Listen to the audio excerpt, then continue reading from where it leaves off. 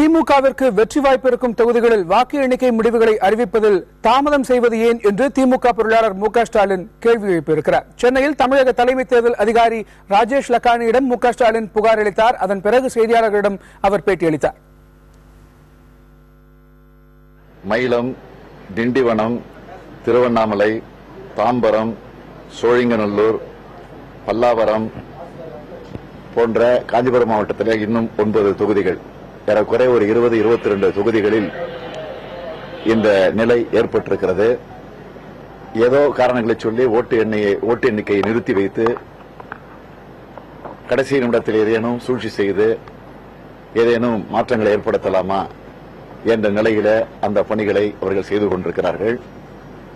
ஆகவே இது உள்ளபடியே வன்மையாக கண்டிக்கத்தக்கது.